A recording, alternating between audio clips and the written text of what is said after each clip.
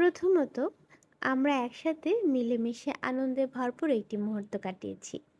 হাসি, খুনসুটি আর নির্ভেজাল উচ্ছ্বাসে আমাদের চারপাশ যেন প্রাণময় হয়ে উঠেছিল। সেই ক্ষণগুলো আমাদের জীবনের ব্যস্ততাকে ভুলিয়ে দিয়ে মনকে করেছে হালকা, করেছে উজ্জ্বল। দ্বিতীয়ত, বান্ধবীকে নিয়ে বলার মতো ভাষা যেন শেষ হয় না। তার কথা মানে কোমল আলোর পরশ, হৃদয়ের গভীর থেকে উঠে আসা স্নিগ্ধতা। তার সৌন্দর্য কেবল বাহ্যিক রূপে নয়, বরং তার চিন্তাধারা, সহানুভূতি আর আন্তরিক হাসিতে খুঁজে পাওয়া যায়। তিনি যেন এক শান্তির ছায়া, যেখানে মন আশ্রয় খুঁজে পায়।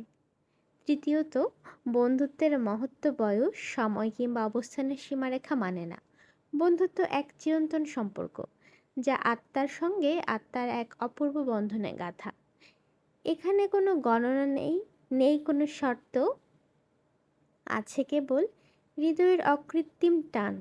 বন্ধুত্ব ঠিক সেই নদীর মতো, যার প্রবাহ যুগে যুগে একই রকম থেকে যায়। শুধু রূপ বদলায়, কিন্তু অর্থ কিন্তু কখনোই বদলায় না।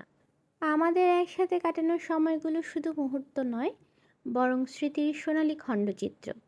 দিন শেষে যখন নিঃসঙ্গতা ঘিরে ধরে, তখনই সেই মুহূর্তগুলো মনে পড়ে যায়, মনে হয় জীবনের সমস্ত ক্লান্তি যেন মিলিয়ে যায়।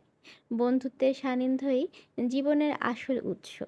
বন্ধুত্ব হলো এমন শক্তি, যা দুঃখকে লাঘব করে আর সুখকে বহুগুণ বাড়িয়ে তোলে।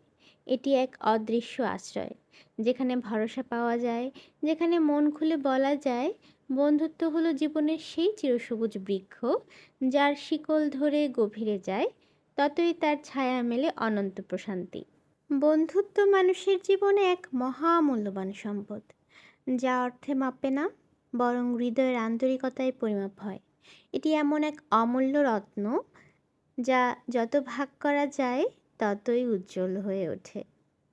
আমাদের বন্ধুত্বগুলোও ঠিক তেমনই, খুব দারুণ এবং খুব মধুর।